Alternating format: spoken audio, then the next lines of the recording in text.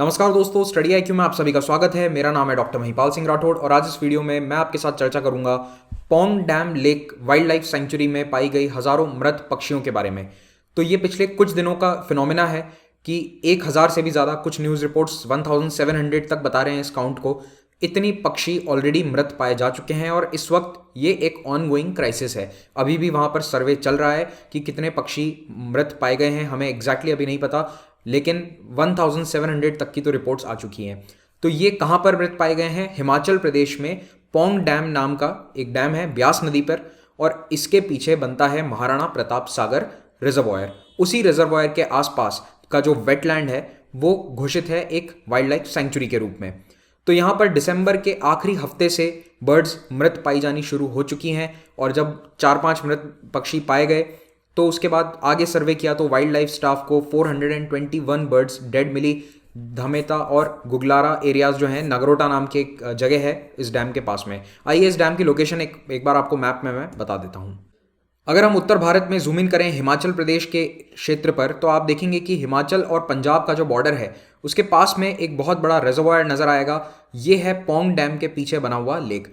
तो ब्यास नदी पर एक डैम बना हुआ है जिसका नाम है पोंग डैम, और ये हिमाचल प्रदेश में आता है और ब्यास नदी पर बनाया गया था। 1974 में इसका काम पूरा हुआ था, और इसी डैम के पीछे जो रिजर्वॉयर बनता है, जो तालाब बनता है, उसको हम कहते हैं महाराणा प्रताप सागर। ये इसका ऑफिशियल नाम है।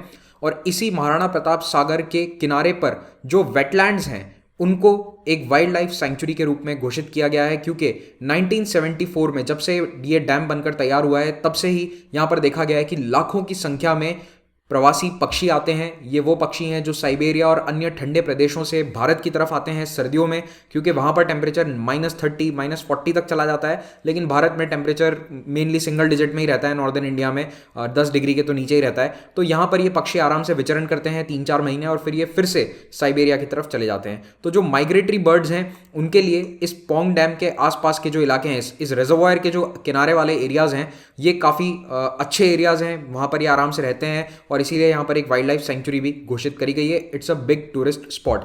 तो जो लोग कांगड़ा जाते हैं घूमने या धर्मशाला भी जाते हैं तो वो अक्सर इस एरिया में आते हैं। वाटर स्पोर्ट्स एक्टिविटीज़ एक्सेट्रा भी यहाँ पर होती हैं। अब आप लोगों के लिए एक सवाल है, मुझे ये बताइए कि ब्यास नदी का उद्गम स्थल कहाँ पर स्थित है? ब्यास नदी ओरिजिनेट कहाँ से होती है, ये आपको मुझे बताना है कमेंट सेक्शन में। अब अभी जो ज़्यादातर पक्षी मृत पाए गए हैं वो नगरोटा रेंज में पाए गए हैं। तो जो शिवालिक हिल्स हैं उसमें नगरोटा रेंज है कांगड़ा में।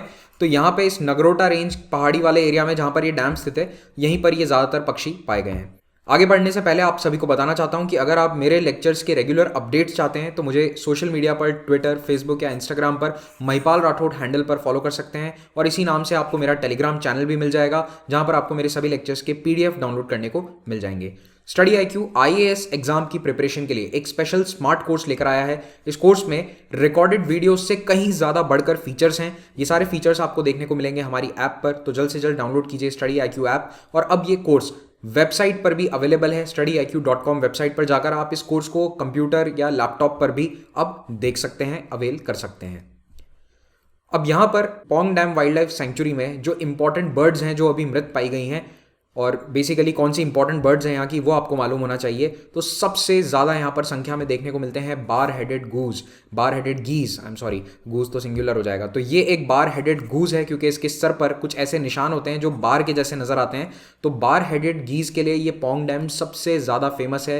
लगभग लाखों की संख्या में, 1 लाख से भी ज़्यादा बार हेडेड गीज यहाँ हर साल आते हैं, और इस सबसे ज़्यादा अभी जो मृत पाए गए हैं वो यही वाले हैं। उसके बाद ब्लैक हेडेड गल, रिवर टर्न, कॉमन टील और शवलर भी देखने को मिले हैं। तो ब्लैक हेडेड गल कुछ इस प्रकार का नजर आता है, ये है रिवर टर्न, ये है कॉमन टील और ये है शॉवलर। तो ये सारे मृत पक्षी इस वाइल्ड लाइफ सेंचुरी में पाए गए हैं। इस वाइल्ड लाइफ सेंचुरी के एरियाज में ये बर्ड्स मरने से पहले कुछ अजीब सा बिहेवियर भी बता रही थी, ऐसा लोकल वॉलंटियर्स का कहना है। और अभी एग्जैक्ट कॉज ऑफ डेथ हमें मालूम नहीं है। एक चीज़ ज़रूर रूल आउट करी जा चुकी है, लोकल फॉरेस्ट ऑफिशियल्स कह रहे हैं कि ये पॉइजनिंग तो नहीं थी। क्या होता है कि अक्सर शिकारी चिड़िया के खाने में जहर मिला देते हैं और उस जहर भरे खाने को इन बर्ड्स के आसपास फेंक देते हैं ताकि उसको ये खा के मर जाएं। तो क्या होता है कि डायरेक्टली शिकार भी नहीं करना पड़ता और मृत पक्षी को उठाकर ले जाओ, ज़्यादा प्रॉब्लम नहीं होती है। तो लॉ एंड ऑर्डर से बचने के लिए इस तरह के हथकंडे अपनाए जाते हैं, लेकिन प्राइमरीली जो अभी दिख रहा है उसके बेसिस पर, रिपोर्ट्स के बेसिस पर यही कह रहे हैं ऑफिशियल्स, लोकल ऑफिशियल्स, कि पॉइजनिंग तो नहीं है। लेकिन अब एग्जैक्ट कॉज ऑफ डेथ क्या है उसकी जानकारी लेने के लिए इन पक्षियों के कैरकस को यानी कि उनकी लाश को दो इंस्टीट्यूट्स में भेजा गया है, Indian veterinary research institute Bareilly और regional disease diagnostic laboratory Jalandhar में। और ये पूरा एरिया इस वक्त कॉर्डन ऑफ कर दिया गया है। तो पोंग वाइल्ड लाइफ जो सेंचुरी है वहाँ पर बर्ड सेंचुरी में अभी कोई भी टूरिस्ट अब अलाउ नहीं किए जा रहे हैं। ऐसा माना जा रहा है कि अगर इनमें कोई वायरस या बैक्टीरिया है तो वो काफ़ी खतरनाक हो सकता है, वो दूसरे बर्ड्स में फैल सकता है and there is always the risk of spreading to humans. तो इस जूनोटिक स्प्रेड को रोकने के लिए भी इस एरिया को कॉर्डन ऑफ करना जरूरी है और एक प्रोब ऑर्डर कर दिया गया है जो कि भारत में हमेशा हर सरकारी डिपार्टमेंट में किया जाता है। अब यहाँ पर दिसंबर में एक सेंसस हुआ था, बर्ड सेंसस, कहाँ पर? पोंग वेटलैंड्स में 57,000 माइग्रेटरी बर्ड्स इस सेंसस में काउंट करी गई थी, यानी कि 57,000 बर्ड्स तो ऑफिशियली काउंट करी गई थी। और ऐसा एस्टिमेट है कि यहाँ पर 1.5 से 2 लाख माइग्रेटरी बर्ड्स हर साल आती हैं और 114 स्पीशीज़ हैं, 114 केवल बर्ड्स की स्पीशीज़ हैं, याद रखिएगा। तो ये बहुत ही बायोडाइवर्सिटी रिच वेटलैंड्स हैं, इसीलिए ये एक बर्ड सेंचुरी के नाम से भी फेमस है। पोंग वाइल्ड लाइफ सेंचुरी को कई बार बर्ड सेंचुरी भी कहा जाता है और यहाँ की सबसे फेमस जो प्रोमिनेंट बर्ड है वो बार हेडेड गूज ही है। Northern pintail, common pochard, Eurasian coot, common teal, great cormorant, Eurasian wigeon, gadwall और ग्रेलैग गूज, ये इंपॉर्टेंट स्पीशीज़ हैं जो यहाँ पर मिलती हैं। मैं आपको फिर से बता रहा हूँ, बार हेडेड गीज को ज़रूर याद रखिएगा। अब इसी तरह के पक्षियों की मरने की न्यूज़ पूरे भारत से आई है पिछले साल। अभी एक हफ्ते पहले ही केरल के कुटनाद एरिया में बतख बहुत सारी मरी हुई पाई गई थी और जो लेबोरेटरी रिजल्ट्स आए हैं उसमें इनकी कॉज ऑफ डेथ को बताया गया है एक बैक्टीरिया जिसका नाम है रियमेरेला एनाटी पेस्टिफेरा। ये नाम हो सके तो याद रख लीजिएगा, अगर रख सके तो अच्छी बात है, डायरेक्टली किसी एग्जाम में पूछा जा सकता है। कई सारी बतख मरी थी केरल में in the last week of December. 2018 में गुजरात के गिर नेशनल पार्क में कैनाइन डिस्टेंपर वायरस ने बहुत सारे एशियाटिक लायंस को खत्म कर दिया था। 2019 में उड़ीसा के नंदनकानन जू में हाथियों की मौत हुई थी ड्यू टू एंडोथीलियोट्रोपिक हर्पीज वायरस। ये नाम आप याद रखिएगा अगर रख सके तो, क्योंकि डायरेक्टली इनके नाम पूछे जाएंगे एग्जाम में। तो एंडोथीलियोट्रोपिक हर्पीज वायरस ने नंदनकानन जू में हाथियों को मारा था। सांबर झील जो भारत में स्थित है, अगेन एक रामसर वेटलैंड साइट है ये। By the way Pong dam भी एक वेटलैंड साइट है रामसर कन्वेंशन के अधीन, याद रखिएगा, बहुत इंपॉर्टेंट पॉइंट है ये। It's a Ramsar convention site, इसीलिए ये बर्ड्स की डेथ और ज़्यादा इंपॉर्टेंट हो जाती है। तो ऐसा ही आज से लगभग 1 साल पहले नवंबर 2019 के महीने में देखा गया था राजस्थान के सांबर लेक में।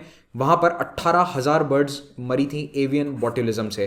तो पहले तो समझ में भी नहीं आया था बहुत दिनों तक कि क्या रीज़न है, बाद में एवियन बॉटुलिज्म फाइनली लैब्स ने कंफर्म किया था।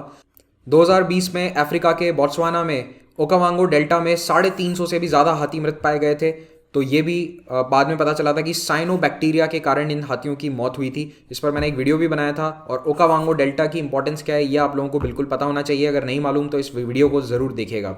बड़ी संख्या में जानवरों की जब भी मृत्यु होती है तो डेफिनेटली एक बहुत ही चिंता का विषय है animal conservation point of view से, wildlife conservation point of view से। लेकिन यहाँ पर क्या होता है कि देखो 2 तरह के कॉज होते हैं, या तो नेचुरल कॉजेज हैं या फिर एंथ्रोपोजेनिक इंसान वाला कॉज है। अब अगर नेचुरल कॉज है कि कोई बैक्टीरिया या वायरस इन बर्ड्स में फैल रहा है तो उसमें हम कुछ नहीं कर सकते। The maximum we can do is कि हम आइडेंटिफाई कर लें कि वो कौन सा वायरस या कौन सा बैक्टीरिया है और आगे वो ना बढ़े उसके लिए हम लगातार जांच करते रहें। तो यहाँ पर मैं यही उम्मीद करता हूँ कि और ज़्यादा ये संख्या ना बढ़े। मृत जो बर्ड्स हैं अभी तक 1700 के आसपास नंबर आ रहा है न्यूज़ मीडिया में, तो उससे ज़्यादा आगे ना जाए और जल्द से जल्द ये कॉज हमें मालूम चल जाए। On that note I would like to end this lecture. Thank you very much for watching this. Have a great day.